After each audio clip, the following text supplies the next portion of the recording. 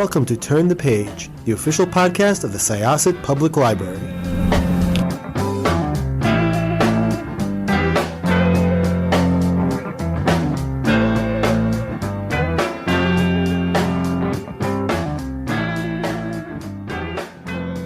Hi, I'm Lisa. And I'm Jessikah. And we are talking to the author of The Push. Hi, it's Ashley. Thank you for having me. Thank you, and welcome to Turn the Page podcast, Syosset Library's podcast. So happy to have you here. Oh, it's a pleasure to join you guys. Thank you. I read your book back in January when it first came out, and I loved it, and I recommended it to everybody, and I was so obsessed with it that it was a little scary how much I loved your book. And I just, it's just an honor to talk to you because there's so many questions that I have, but I just want to say that it must be really exciting to have this book be picked for Good Morning America, which gave it a little bit more of a push, no pun intended. And so how did you find out that the book was chosen to be the Good Morning America pick? Oh, well, first of all, thank you very much. That's so nice to hear. I really appreciate it. And the Good Morning America news was so exciting and such a wonderful moment kind of in the journey of, putting this book out into the world. So they actually decided on the books quite a bit in advance. And so my book was out in January of 2021, and the summer before, I think it was July or August, my editor, my publisher in the US, Pam Dorman, had called me one day. And I was at the cottage with a friend and our kids and playing in the lake, and my phone was on the dock, and my phone was ringing from the dock, and I saw that Pam was calling, and I thought it must have been bad news because there was no other reason that Pam would call me on this random day. And then she told me the news that it had been selected, and it was just really exciting to hear, because as we know now, the way things have kind of evolved in the book world, these book clubs make such a difference, for helping people to discover books, I think especially debuts. And, you sort of cross your fingers and hope that something like that will happen, but it feels a little bit like a miracle. It feels like it just won't happen to your book. And so when Good Morning America selected it, it was just really, really great, really exciting, and something to look forward to at publication for sure.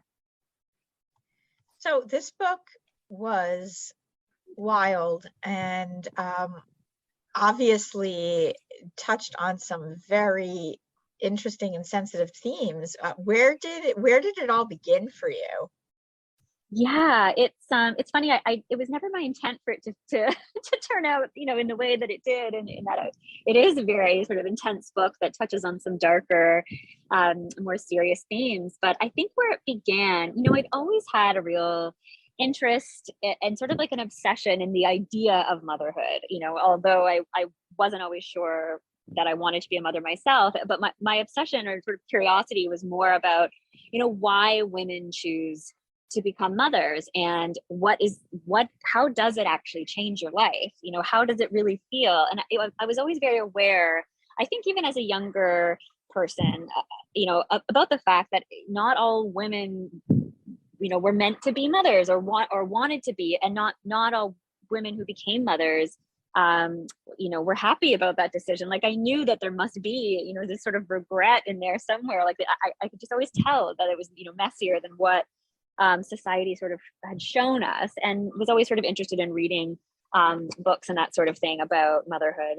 And then when I had a child myself, thankfully my story is very different than Blythe's, and I didn't feel the way she did. I was very connected and felt that instant kind of bond with my son. But I really spent a lot of time, I think, in especially that first year of his life, kind of thinking about, wow, there is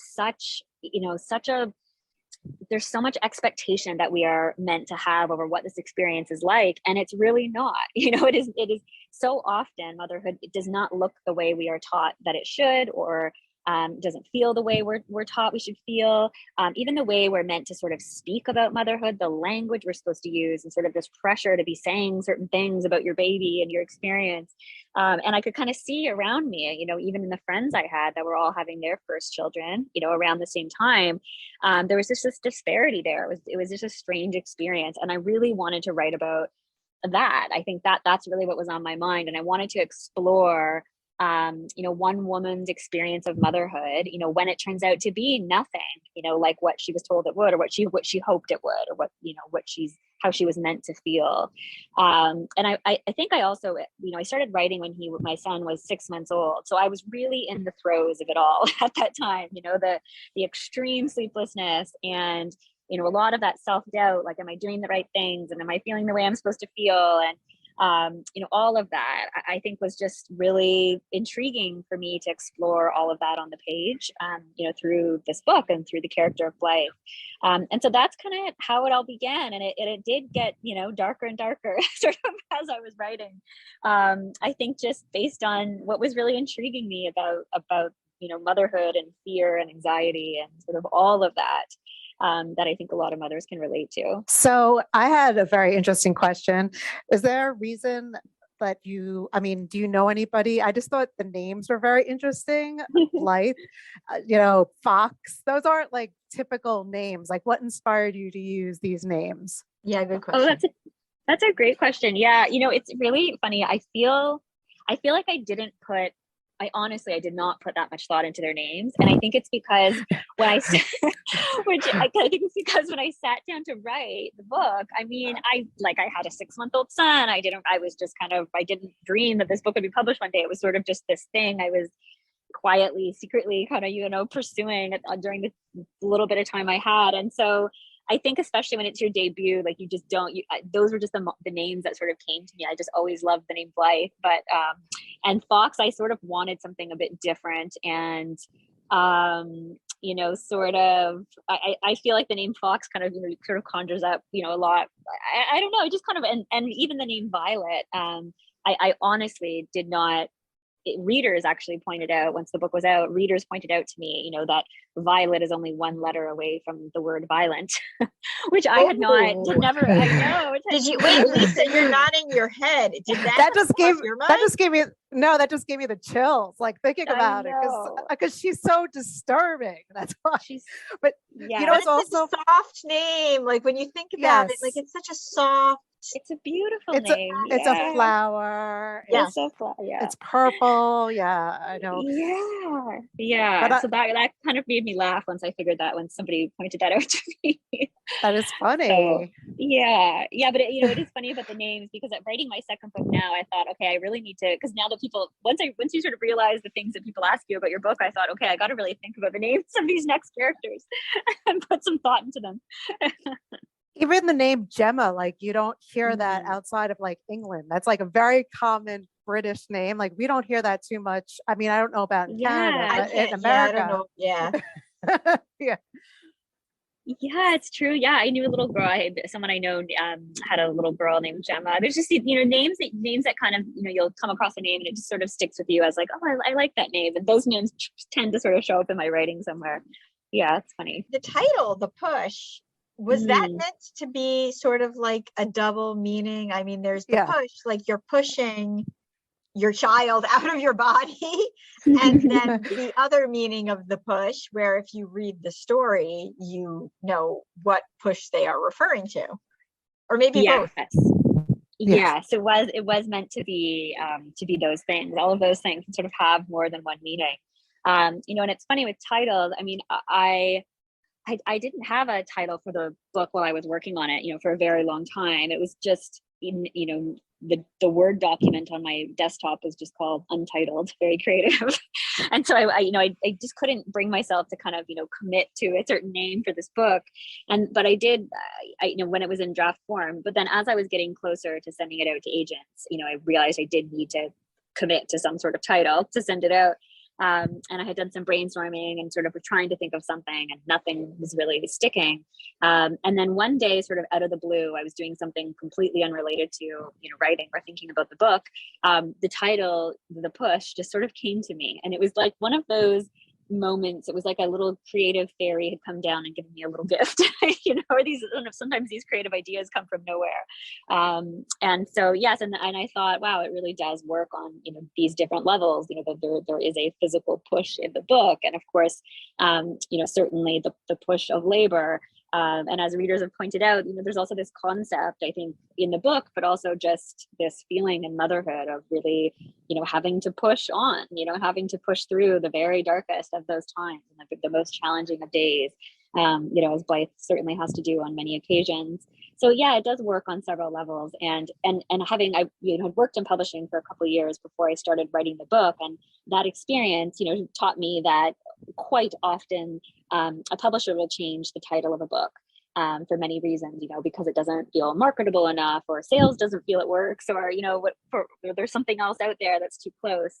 And so I had always loved it, but sort of had prepared myself that I would need to let it go eventually, depending on who acquired the book. But thankfully everybody stuck with it, mostly in the English language, which was very nice.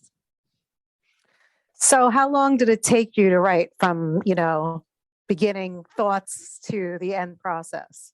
Yeah, so I would say, close to 3 years. I think I probably had it in, decent shape after about 2 years. And then I had a second child, and so took like a big break from it, while I was having her, and not really able to write, in those early months for a while. And then I think that actually really helped, because then when I revisited it again with sort of that fresh eyes and kind of taking that break, I think I was, able more to to work on it on a different level, like kind of take it to the next level, because you just had that, step away. So I would say it was, about 3 years until I sent it out to agents. And within that time, I mean, my focus on it, I would say, there were times when I could write every day. Like, for example, when my son started preschool, that was a wonderful time because then I had this, these wonderful long open days between the drop off and the pickup, to feel productive, which was great. And then there were times, as I said, when my daughter was born, when I couldn't, I could only touch it, a couple times a week. So it wasn't on any kind of consistent schedule. But, I did think about the book a lot. Like it was always on my mind. I was always taking notes. And I think that had sort of helped to keep the creative energy alive, for that period of time. Yeah. I really, was also curious just about the theme of motherhood in general. Obviously, Blythe's story is almost like it's the main story, but then there's a few frame stories which also deal with motherhood. Yeah, there are. And it, that it's funny. I think especially kind of writing your first book, I personally, I did not know what I was doing, and did not know how to, it was just one giant experiment. Which, I mean, frankly, the second book is too, so I don't know if it ever doesn't feel like an experiment, but I hadn't really sat down to, have some clear path or sort of plan for things. And so as I was writing, I had only really planned to focus on, Blythe and her husband, Fox, and their daughter, Violet, and sort of that triangle of the family, and how things shifted and changed and all of that they went through. But I really found, as I was writing more about Blythe, and trying to get deeper with her character, I realized I really needed to understand her mother. So much of what I was writing about was this carrying on of this maternal anxiety, and how do we learn to mother, and who teaches us that? Can it be taught? Is it really this, strongly innate thing that we're sort of told it should be? And so the more I thought about Blythe's mother, I realized I really wanted to write about her. I didn't just want Blythe kind of, telling us, sort of in this, very clear secondhand way, like, what her mother was like. I wanted us to see glimpses or these sort of vignettes of what her mother's life was like. And then I kind of had the same sort of feeling as I was writing more about her mother, whose name is Cecilia. I really wanted to learn more about, who Cecilia's mother was and who Blythe's grandmother was. And then so the character of Etta was sort of born.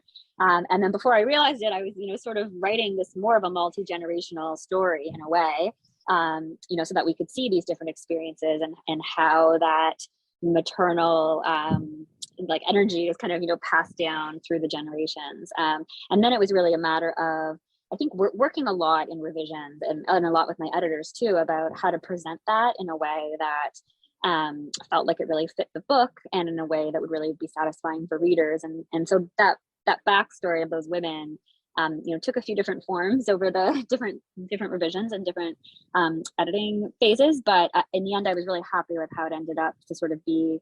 One of my editors said it was sort of like this dark fairy tale, that kind of runs through the background of the book, reading about the mother and grandmother. And so that felt right to me. So one of the reviews, it was Publishers Weekly, called it bad seed suspense. Do you agree with that take? Yeah, I think so. I mean, yes, I think, it's interesting. I mean, we sort of see, there are books that have covered this kind of theme or that topic, that idea of, a child having evil in them, or being capable of evil, or, being, a mother kind of having that really fraught, terrifying experience with a child. And I think where it comes from is that sort of I think that fear is so natural, in a lot of us. I think a lot of it starts even from the time a woman finds out she's pregnant. It's like there is, at least there was for me, and a lot of people I know, sort of that little niggling worry, in the back of your head, like, is this going to go as I think it is? Is this going to turn out okay? And I think that can kind of grow and grow, and we sort of do kind of have to convince ourselves that it is going to go well, that we are going to love being mothers, and that we are going to love our children, and and that we are going to like our children, that they are going to be people to be that we respect, and we're putting good humans into the world. Like, that's sort of what you tell yourself, that the experience that you're going to have. And if you didn't feel guaranteed of that, many of us would never have children. But of course that's not reality. That is not always reality for everybody. So I think that's why maybe that's so intriguing. And of course there are books, there is The Bad Seed, which I actually have never seen or never read. Of course the wonderful Lionel Shriver book, We Need to Talk About Kevin, which just is, phenomenal, very literary take on that concept. Yeah. If I remember the Bad Seed movie from like the 50s, or was it the 40s? The 40s or the 50s, there was a very light suggestion that there was almost like a familial predisposition to violence. Yes. In that one too, if I remember, her mother was adopted, and her grandmother might have been, a spoiler alert, capable of murder as well. So now I'm thinking back to that time, although maybe I'm thinking of a different movie, but I'm fairly sure that was The Bad Seed. But I think that one of the things that your book does really well, and there's been a few books in the last few years, there was actually a really good article, I think, on BuzzFeed by, was it Ariana Revellini, who talks about 3 books that came out around the same time, and it was yours, it was Little Bandage Days, and The Upstairs House, that all kind of deal with motherhood, anxiety, and postpartum psychosis or depression, or bonding with children in different ways. And I wonder, do you feel that why do you feel like now is like a time to really start talking about these themes? Yeah, that's so interesting. I mean, I think so. I feel like you're right. There really is. I mean, I think when this sort of this domestic suspense, or sort of that domestic noir category, became a lot more popular, or sort of had this resurgence, like around the time of, Gone Girl, and, Girl on the Train, and maybe, I don't know how many, I think, Girl on the Train came out maybe like 2015 or 2014 maybe.